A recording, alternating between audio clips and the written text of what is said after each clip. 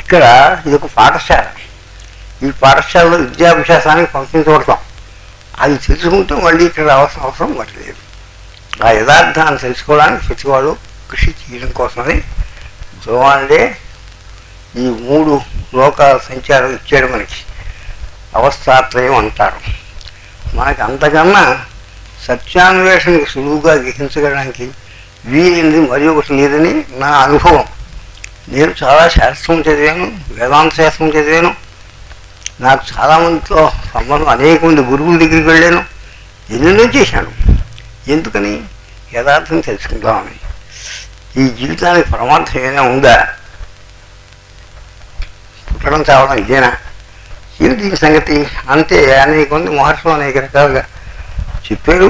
అందులో ఒకదానికి ఒకటి కొన్ని వ్యతిరేకంగా కనబడతాయి. ఉపనిషత్తులు మనకు ఉన్నాయి. అన్నిట్లో మనం స్టడీ చేస్తే చేసేది ఏమిటి అని అంటే, మానవుని యొక్క జీవితానికి ఒక పరమార్థం ఉంది. పుట్టలోని చదువు పుట్టవా గిట్టవా, పుట్టినే తెలుస్తున్నాయి, ఎవరు లెక్క వేసుకుంటున్నాడు. అట్లాగే మానవుడు కూడా పుట్టడం చావడం ఏనా పని? అట్లా కాదు.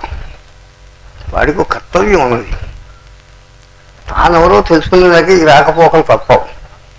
వస్తాడు, పోతాడు, మళ్ళీ పుడుతుంటాడు, మళ్ళీ చేస్తుంటాడు. అయ్యా ఇక్కడ కాల్ చేసాం కదా, మళ్ళీ పుట్టడం ఎలా రాజ్యం అవుతుందండి వాడికి అని కొంత అనుమానం ఉండవచ్చు. కాల్ చేసేది ఈ స్థూల శరీరమే.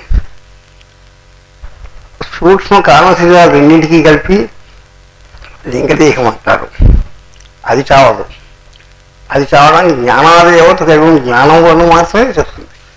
అంచేత అటువంటి లింగదేహంతో మళ్ళీ పుడుతుంటాడు, మళ్ళీ చేస్తూ ఉంటాడు. ఇదే పని.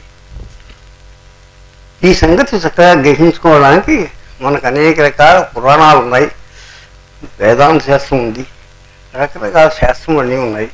చక్కగా వాటిన్నింటినీ పఠించి తెలుసుకోదగిన సారాంశం ఇంతే. ఎన్నో చదవక్కర్లే. ఈ సారాంశాన్ని గ్రహిస్తే చాలు. ఇది ప్రతివాడు అనుభవంలో ఉన్న విషయం. అందుచేత చాలా తేలిగ్గా అర్థం చేసుకోగలరు. కాబట్టి ప్రతి ఒక్కరూ కూడా తమ నిజ స్వరూపం సచ్చిదానందమే కానీ